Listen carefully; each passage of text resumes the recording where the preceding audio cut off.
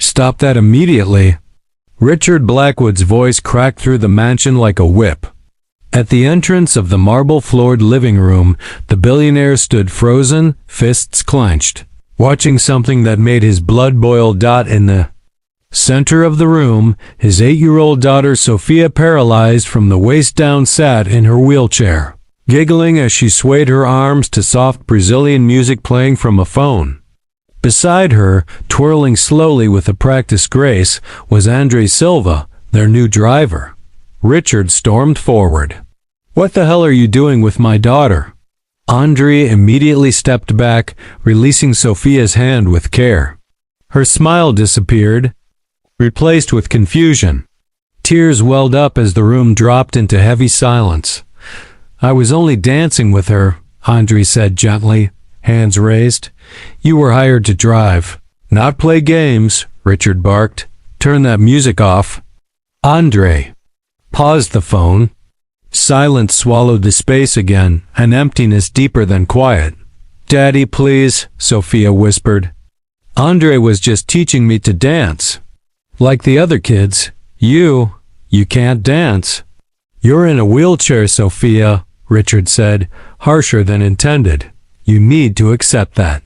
Andre's jaw tightened, but he said nothing. "Mr. Blackwood," he said quietly, "may I speak with you in private?"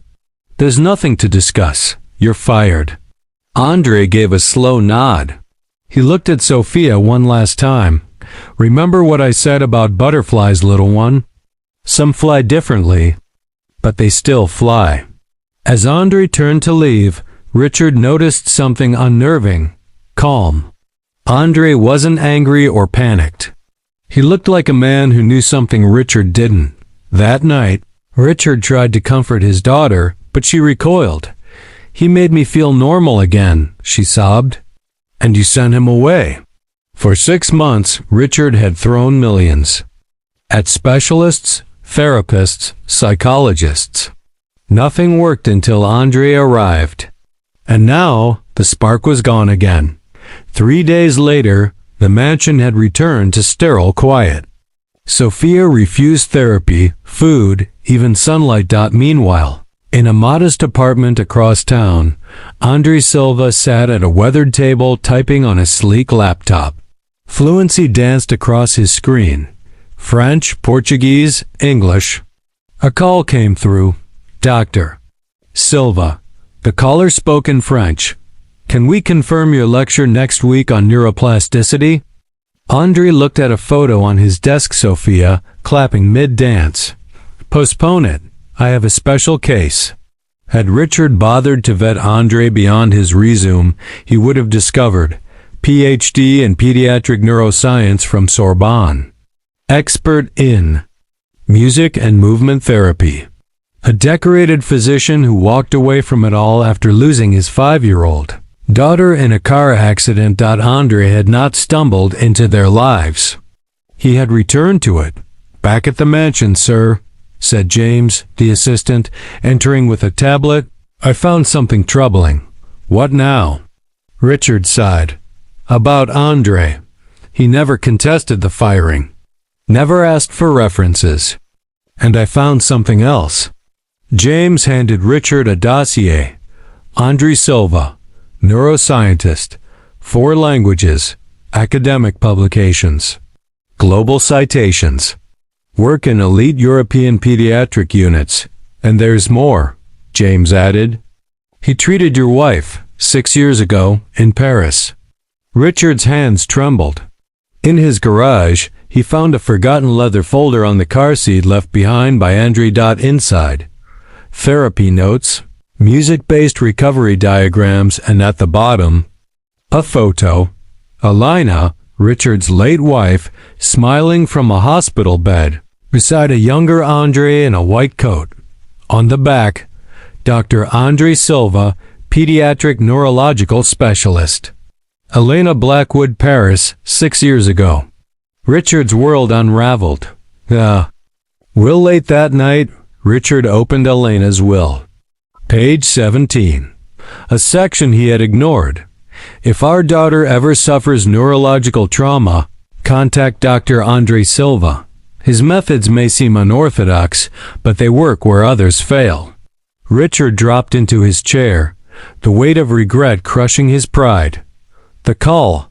Why didn't you tell me? Richard demanded, calling Andre. Because men like you don't hire ex-doctors to drive cars. Andre replied. Richard was silent. Elena asked me to promise her, Andre continued. She knew about a genetic risk. She didn't tell you. But she prepared for the worst. You're lying. Page 17, Andre replied simply. The collapse Sophia's condition worsened. She developed a fever. Stopped speaking. Her pediatrician warned, she's shutting down emotionally. She lost someone she trusted. That day, Richard received a text from an unknown number. Sophia asked me to send this to you. A video. Sophia, in a therapy session with Andre. Smiling, her arms danced. Her legs shifted slightly with the rhythm. A miracle in motion. She made this when she still believed you loved her more than your pride. The truth. Richard drove across town. You planned all this, he accused, storming into Andre's small apartment. No, Andre said calmly. I fulfilled a promise your wife made me swear on her deathbed. Richard tossed the investigators. Report onto the table. You lost your daughter. This is your therapy, isn't it? Replacing Luna with mine? Andre didn't flinch. Every child I help brings her back for a moment. But I don't see Sophia as a substitute. I see her as a fighter. Richard sank into a chair. Why didn't you show me the letter earlier? Because you weren't ready to hear it. Sophia's smile had to show you first. The fall and rise suddenly, Richard's phone rang. Carla. The nurse. Sir, come home. Now, Sophia's. She's trying to walk. She won't stop. She keeps saying she needs Andre. Back at the mansion, Sophia leaned against her wheelchair, small steps forward, tears on her cheeks. Daddy, I need to show him I didn't give up. Andre knelt beside her. You never had to prove anything to me, little butterfly. I always knew. Healing begins. Richard turned to Andre. I was wrong. About everything. Come back. I will, Andre said. But not as your employee, as your daughter's doctor. As the man your wife trusted, and only if you promise next time Sophia dances, you dance with her. 2 years later, the mansion is no longer silent. It echoes with music and laughter. The Different Butterflies Project now serves over 300 children, annually co-founded by Richard Blackwood and Dr. Andre Silva. Sophia walks with crutches. She dances regularly. At the graduation ceremony, she tells the crowd, being different doesn't mean broken. It means I fly in my own way. Richard stands beside Andre, now not just a doctor, but a brother. I almost destroyed my daughter's happiness because of my own prejudice, he tells the press.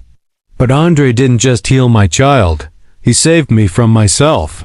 Andre smiles quietly, watching Sophia teach a younger girl to dance. Some butterflies fly differently, he whispers, but they still fly.